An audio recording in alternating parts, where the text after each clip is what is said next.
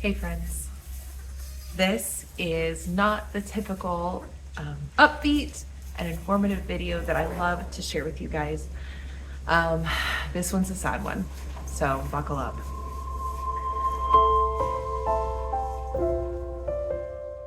So 3 days ago now, this sweet girl gave birth to triplet boys, and we were so excited. If you want to see that birth video, we have a video of it in our kidding playlist, which I'll link over here. She did great. We had a little bit of a complication with kid number 2, who was appropriately named Mischief as a result, and he is doing great. But his 2 brothers came out perfectly. I mean, it was a great labor. The only complication at all is that our herd is currently going through a little bit of a nasty outbreak of lice. And so we, the morning that she went into labor, we did a deep clean of the barn. We did everybody with sulfur powder. And we actually even, for Madeline, gave her some ivermectin, which is an anti-parasitic, like a dewormer. It's something that through her system, she should be able to kind of kill off those bugs. And so we really thought that we had hit all our bases. Madeline's the only goat in our herd that was really showing like visible lice in her skin or in her fur. All the other ones, we never could find any lice, but we'd occasionally see somebody scratch or something. And so it could be dry skin from winter. It could have been lice. So we just treated everyone with the sulfur and all new bedding. But Madeline, we knew, had a pretty good infestation, but we didn't know how bad it was until she was in labor.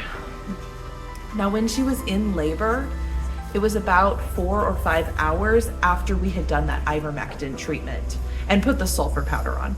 And so the bugs were literally crawling out of her fur like to escape. And it was pretty gross. It was definitely not ideal for her to be, a pregnant mama in labor about to give birth to babies and also fighting off some parasites. That's never an ideal situation. And so there was a lot of embarrassment, if I'm going to be really honest, that I had not taken care of my goat well enough. I had not seen, the signs of an early infestation of lice, and it had gotten a lot farther than I would have liked it to have.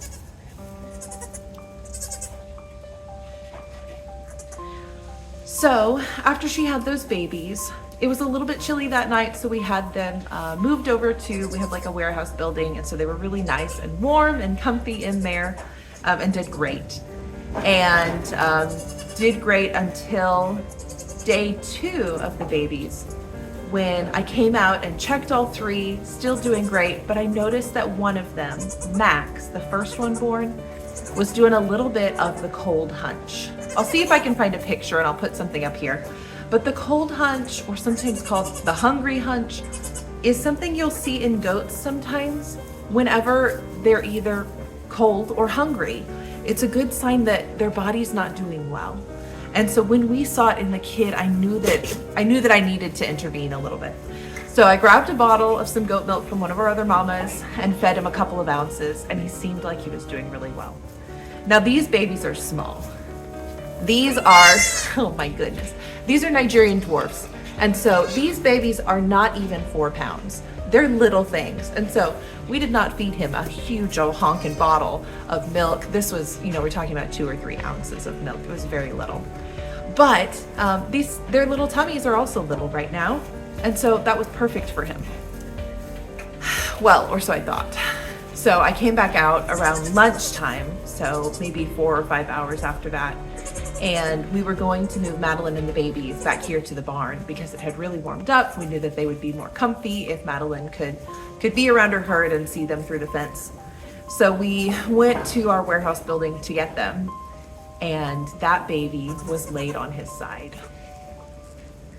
Now, if you don't know about goats, you may not know, but goats are ruminants.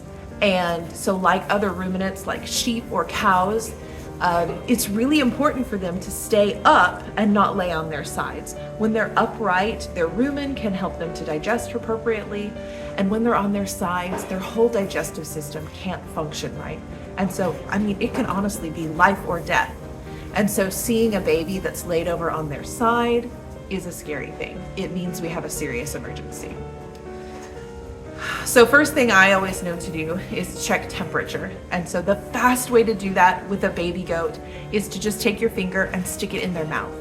Their mouth's gonna give you a rough approximation of their internal temperature. And so if you stick it in their mouth and it feels colder than your body temperature, you have a problem. Goats are typically around 103 degrees internally, whereas we humans are more like 98.6. And so a goat should feel warmer than you do. And so if you stick your finger in their mouth and it's cold, you have an issue. So when I stuck my finger in his mouth, it was cold.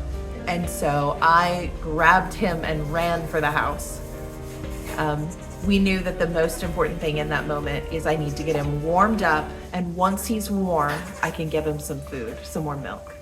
Ruminants, again, will not be able to digest if they're not warm enough, and so there's no reason, in fact, it can cause problems to try to feed a cold kid. So I knew that warming was the most important thing. So we got him in the house, got him warmed up. It took us about an hour or two to get his temperature from wherever it was. I didn't even measure, it was so cold. But we finally got him up to about 101 degrees. And so I was starting to get the bottle ready, get some milk warmed up from our fridge, and I turned back. And it was in that moment that my sweet mother was holding the blow dryer to help get this kid warmed up. And she just looked at me and shook her head. Oh my goodness. And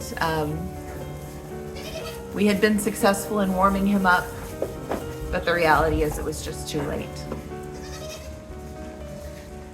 So yesterday was one of the hard days. It's always easy to look back and realize the things that you could have done to prevent something like this, to prevent a tragedy or a mistake. But in the moment, I firmly do believe that people do the best that they can with the information that they have. And so we did all that we could to make sure that that baby was healthy and doing well at every moment that we saw him. But there is a great responsibility that comes with caring for animals. Whether farm animals like what we have or just pets in your home, there is a great responsibility that rests on our shoulders as the owners to take good care of these animals.